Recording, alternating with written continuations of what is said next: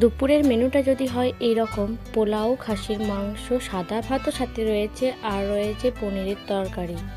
চলো দেখে নেওয়া যাক কীভাবে এই রেসিপিটা তৈরি করছি।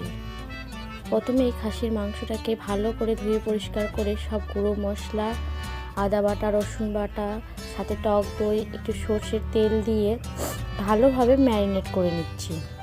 এটাকে ম্যারিনেট করে আমি প্রায় ওই 1 ঘন্টার মতো রেখে দিয়েছিলাম। তোমরা 1 ঘন্টাও রাখতে পারো কিংবা আধ ঘন্টাও রাখতে পারো।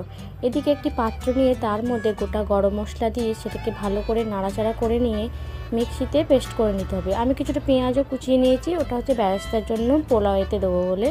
ওদিকে কড়াইয়ে তেল গরম করে নিয়ে সেই পেঁয়াজগুলোকে আমি এরপর বেরেস্তা করে নিচ্ছি। আর অন্য একটি পাত্রেতে তেল দিয়ে গোটা গরম মশলা, তেজপাতা, আদা রসুন বাটা দিয়ে তার মধ্যে দিয়ে দিলাম পোলাওয়ের চাল। ভালো করে নাড়াচাড়া করে নিচ্ছি। ভালো করে নাড়াচাড়া করে নিয়ে এর মধ্যে দিয়ে দিতে হবে পরিমাণ মতো নুন। আবারও ভালো করে নাড়াচাড়া করে নিয়ে দিয়ে দিলাম পরিমাণ মতো জল।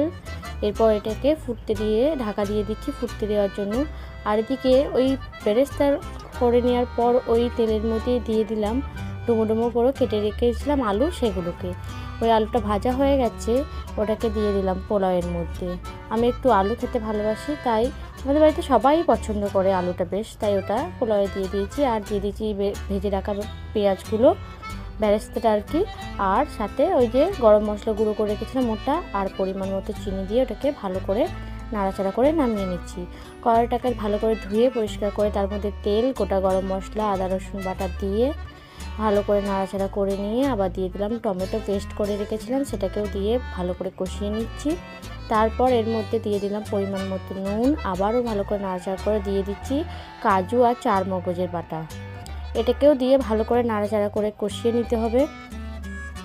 তার মধ্যে দিয়ে দিচ্ছি কাশ্মীরি রেড চিলি পাউডার, এটা কালারের জন্য দিয়েছি। আবারও ভালো করে নাড়াচাড়া করে নিয়ে দিয়ে দেবো ওই যে বাটি ধুয়ে রাখা একটু জল। এরপর আবারও ভালো করে কষিয়ে নিচ্ছি। তারপর দিয়ে দেবো ম্যারিনেট করে রাখা মাংসটাকে। এটাকে এরপর ভালো করে কষিয়ে নিতে হবে। দেখতে থাকো আমিও কীভাবে কষিয়ে নিচ্ছি। আর এটাতে কালার আনার জন্য আমি কিন্তু এর মধ্যে দিয়েছিলাম বেরেস্তা করে রাখা, সেটাকে একটু মিক্সিতে পেস্ট করে নিয়ে দিয়ে দিয়েছিলাম।